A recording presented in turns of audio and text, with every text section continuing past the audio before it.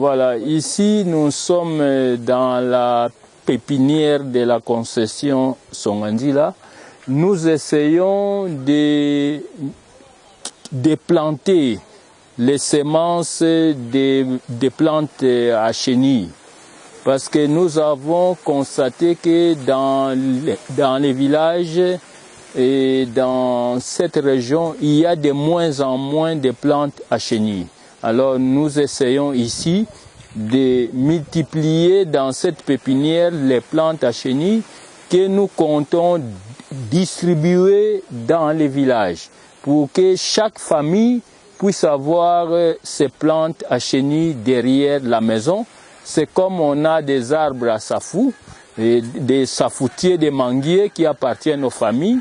Alors nous voulons maintenant, les gens qui n'ont jamais planté des plantes à chenilles autour de leur maison, aujourd'hui nous les appelons à ce qu'ils plantent ces arbres généralement qui poussent spontanément dans la forêt, dans la brousse. Mais comme il n'y en a plus assez, alors nous avons pensé qu'on doit les planter autour des maisons pour que chaque famille puisse élever ses propres chenilles derrière sa maison. Et chaque famille sera propriétaire des chenilles qui sont sur ses propres arbres. Et on a plusieurs plantes, on a Pentacleptra macrophylla qui se développe bien, Ricynodendron et Deloti, nous avons les Alorena floribunda et même la fameuse plante Asirina forda de la province de Bandundu, Erythrophlejum africanum. Nous avons essayé d'importer cette plante ici pour essayer de les planter au Bas-Congo parce que c'est une plante qui n'existe pas. Malheureusement, nous avons bien réussi à faire germer cette semence. Nous avons planté en pépinière, ça marche bien, mais la plante a montré une croissance trop lente. Elle croît très lente. Ces plantules que vous voyez ont plus de 2 ans. Et c'est une plante sur laquelle il faudrait peut-être une dizaine d'années pour qu'on ait des arbres qui peuvent héberger des chenilles. Alors maintenant, nous avons fait place à une autre plante qu'on trouve ici, le Burkeya africana, et que nous avons déjà commencé à planter en pot ici. C'est des racines de Burkeya africana, la plante qui pousse chez nous en savane et qui s'est avérée une bonne plante pour Sirina forda. Et maintenant, dans notre transfert, dans notre réintroduction de Sirina forda au Bas-Congo, nous misons sur Burkeya africana qui se trouve en savane avec des peuplements assez importants. Et nous avons bien réussi à élever notre chenille Sirina forda provenant de Bandundu sur Erythrophlejum africanum et nous l'avons transféré sur Burkeya africana et ça marche très bien. Par exemple à Kinshasa et dans d'autres peuplements de Burkeya africana. Et ici, dans cette pépinière, nous essayons de pouvoir élever des groupes de Sirina forda des derniers stades, mais nous les élevons ici un peu dans cette pépinière parce que nous voulons que cette chenille fasse pour nous des chrysalides. Et dans ces préparations que vous voyez, dans les 4, c'est des chenilles de Sirina forda des derniers stades qui sont élevées et nous attendons qu'elles puissent s'enfoncer dans le sol et se transformer en chrysalides. Comme ça, nous pourrions amener ces chrysalides dans notre embryon de laboratoire pour voir si nous pourrions, à partir des chrysalides, obtenir des papillons et même arriver à faire des croisements des mâles et des femelles et avoir une ponte des œufs de Sirena forda qui pourront être entretenus au laboratoire et ensuite transférés dans les peuplements de Burkeya africana à gauche, à droite, autour de notre village ici. Et parmi les plantes à chenilles, nous avons le Funtumia africana. C'est une bonne plante pour Imbrasia epimentea.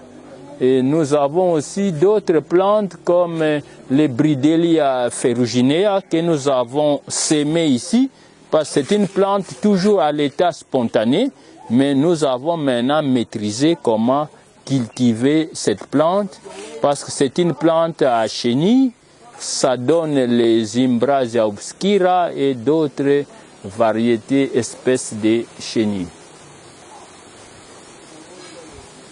Et cette pépinière va desservir les villages autour de Ilueka.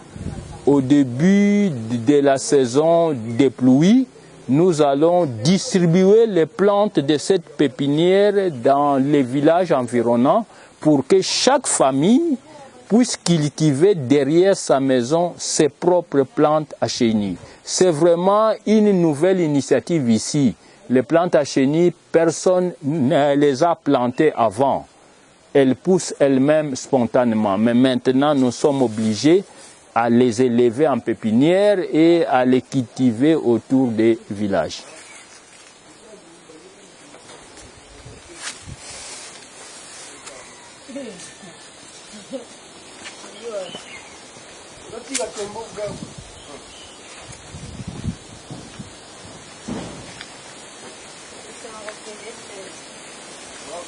Ici, nous arrivons dans les bureaux du projet chenille.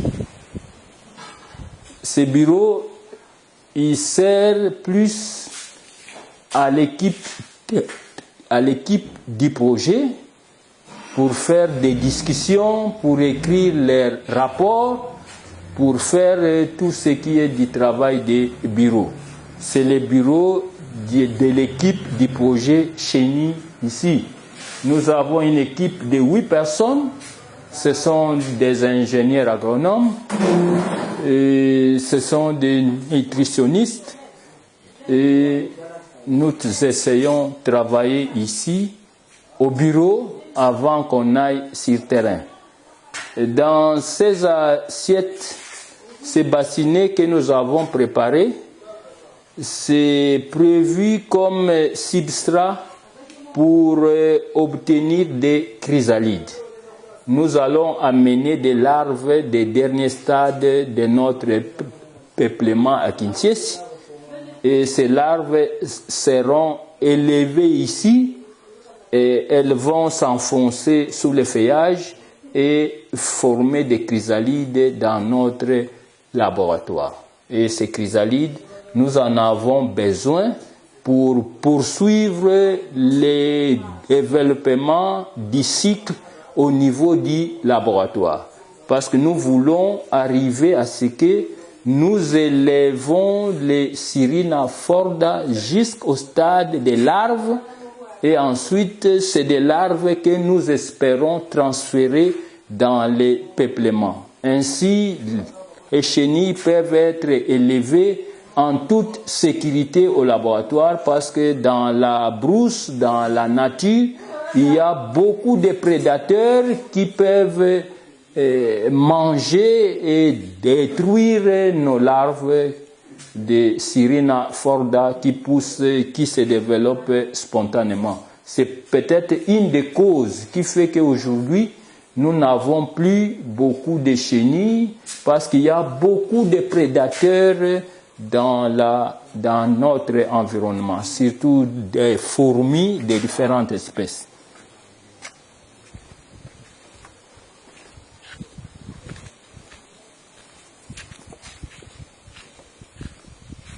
Maintenant, nous allons visiter notre embryon de laboratoire où nous commençons déjà à élever des chenilles pour que nous puissions obtenir des chrysalides et même une émergence des papillons et l'accouplement, la ponte, et tout ça nous permettra d'avoir un cycle au laboratoire.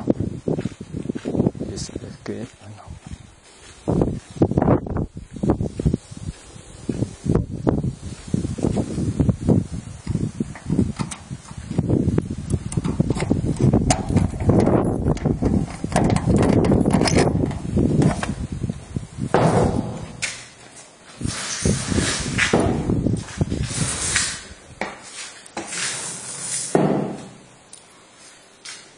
Alors ici, nous entrons dans notre minuscule embryon de laboratoire où nous essayons d'élever des chrysalides afin d'obtenir les papillons.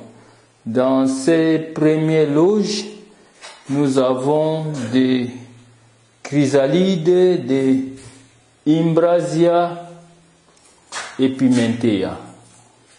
Ces chrysalides sont venus d'une colonie de larves des derniers stades que nous avons élevées jusqu'au stade des chrysalides. Et maintenant, nous avons installé ces chrysalides ici pour qu'ils puissent donner des papillons. Et nous espérons, si les papillons émergent, nous espérons qu'il y ait un croisement des mâles et des femelles et obtenir une ponte et une nouvelle génération d'Imbrasia epimentea qui pourrait en résulter. Dans cette deuxième loge, nous avons des chrysalides de Bunea alcinoe, une belle espèce que nous aimons beaucoup parce que qui a plusieurs cycles par an. On trouve les Bunea tout au long de l'année. Et ça serait une bonne chenille avec des individus de larves des derniers stades qui atteignent déjà 18 grammes. Et ça serait une bonne chenille que nous voulons réellement maîtriser à élever parce qu'elle a plusieurs cycles annuels. Et elle apparaît au courant de l'année et nous pourrions avoir 3-4 générations par an qui sont naturelles. Ici aussi, c'est une population de Bunea alcinoe venue du Kenya par notre visiteur Daniel Ambug. Et nous sommes en train d'élever ces chrysalides du Kenya et nous espérons que nous obtiendrons l'émergence des papillons et probablement un accouplement des mâles et des femelles et une ponte, et nous pourrions élever ces larves au laboratoire jusqu'à un certain stade qu'elles soient transférables dans les arbres environnants. Voilà, dans cette petite cage, nous avons regroupé ici les œufs de Bunea alcinoe et nous essayons d'élever ces œufs pour obtenir l'éclosion des larves. Et si Dieu veut, s'il y a éclosion, nous pourrions entretenir ces larves ici au laboratoire jusqu'au stade 2. Et à partir de ces stades, nous serions en mesure de transférer ces larves parmi les plantes hôtes à cette chenille qui se trouve dans la concession de la maison Songanzina. Voilà dans cette petite chambre où nous commençons notre idée de créer un laboratoire ici. Parce que nous espérons, seulement si nous avons un laboratoire, nous pourrions maîtriser l'élevage des chenilles.